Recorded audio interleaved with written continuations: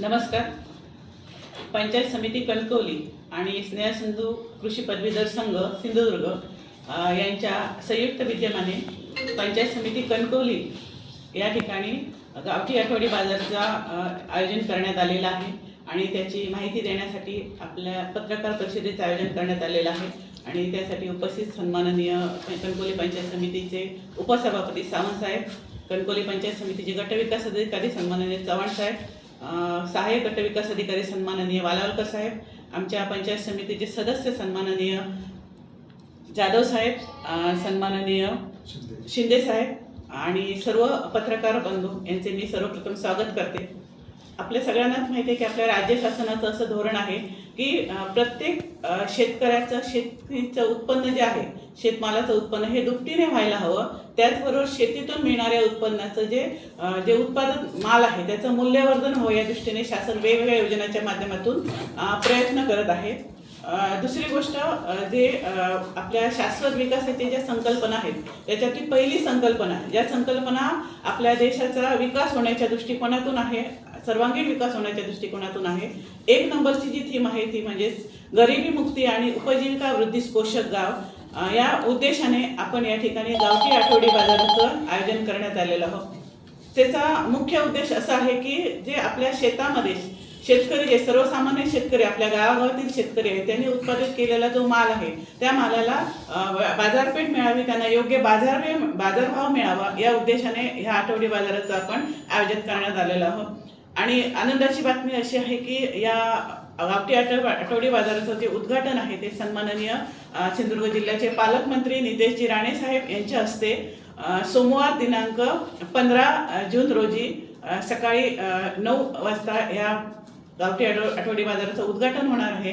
आणि या उद्घाटन प्रसंगी सर्वच पदाधिकारी जे आपल्या जिल्ह्यातील, आपल्या तालुक्यातील उपस्थित राहणार आहेत.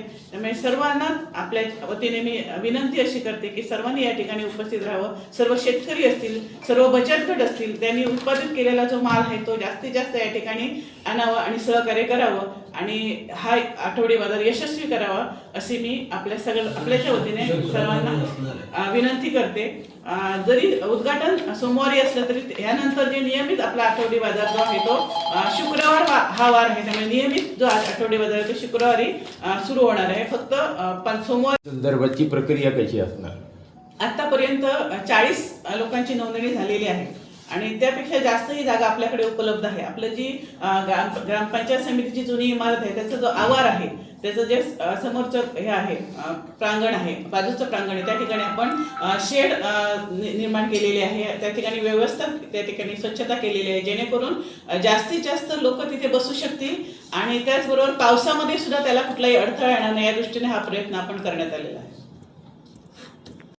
शेतकऱ्यांच्या शेतात पिकणारा भाजीपाला असेल, मग इतर नगदी पिकं असतील, त्याच्यामध्ये तृणधान्य असतील किंवा इतर जो भाग आहेत त्याच्यातून उत्पादित केलेलं जसं की कुळीत पीठ असेल, मसाले असतील, मसाल्याचे पदार्थ असतील, इतर जे आपण म्हणजे ज्याच्यानुसार आपण सीझननुसार आता रानभाज्या येतील त्यांचा ह्याच्यामध्ये समावेश असतील.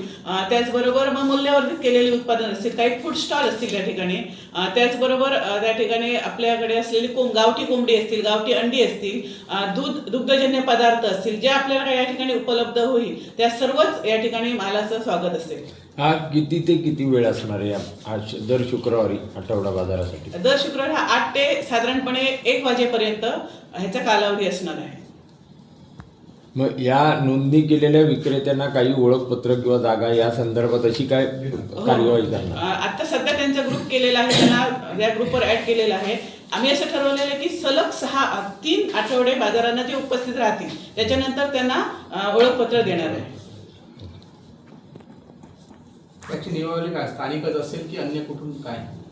स्थानिकांना प्राधान्य आहे, पण अन्य ठिकाणी जे खरोखर चांगल्या पद्धतीचा माल आहे जिल्ह्यातून कुठूनही ते येऊ शकतात.